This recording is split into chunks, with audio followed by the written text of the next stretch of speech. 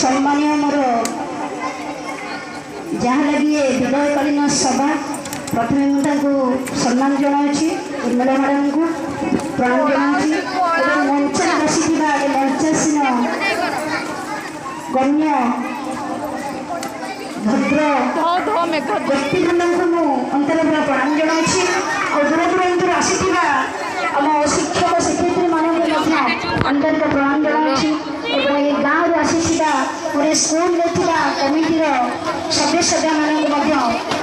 नमस्कार और मोर आंतरिक मोर स्नेह जनावि मोर कुनि कुनि छुआ मान प्रथम मुझे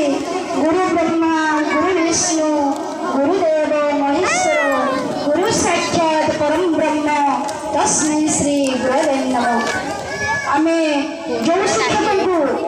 गुरु ब्रह्मा एवं विष्णु एवं महेश्वर आख्या देछे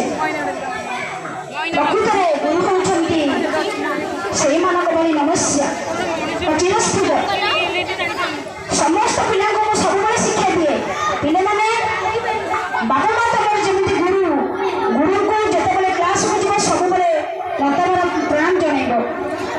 मु समस्त तो सब कथा कहीगली मुझे उर्मिला मैडम को विषय पद कहूँ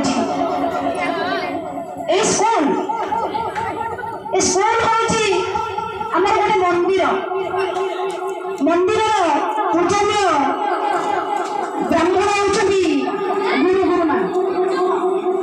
जिते स्कूल फंक्शन हुए एमती कौन गोटे फंक्शन नहीं जे कि दीदी मत निमंत्रण न कर गाँव अंगनवाड़ी कर्मी विजयलक्ष्मी स्वाई प्रत्येक फंक्शन में निश्चित भाव संगे को जोड़ और जिते बड़े आसला बेलू जगन्नाथ भोग नहीं आसवे चॉकलेट नहीं आसवे भारी सुंदर से स्नेह प्रेम और प्रीति बहुत सुंदर पिला मानक जी भल पाइबा आम मानक से भल पाइबा गोटे दुख लगुच से आम मान पाखु विदाय नहीं अवसरकालीन समय को से आमंत्रण कले कि आमको बड़ दुख दे गले बड़ दुखर विषय सब से आम पाखे चिरस्मरणीय रही से स्वतंत्र जड़े गुरुमा जी पाखे स्नेह प्रेम भर्ती रही है पिला प्रति जमी कमिटी मान प्रति सेमती आम मान सेमती आहरी शिक्षक ये आसवे पाठ पढ़ा हम सब चलो किंतु आम जो आसला बेले जो स्नेह से जी माने आमको जी कुंडे पकाते कि जी आगत करुले कि गोटे मन में खुशी रखिक दैनिक गोटे चॉकलेट गाड़ी देते से पाइबा बड़े कष्टकर हो पड़ो हे भगवान वो भगवान पाखे प्रार्थना जनाऊँगी हे ठाकुर चलापथ कुसुमित कर ये अवसर समय पूरा जी समय अच्छी सुखरे भलरे दिन कटू भगवान भलरे रखु परिवार को सुखरे रखु मुझे कहूँ ये ग्राम आसी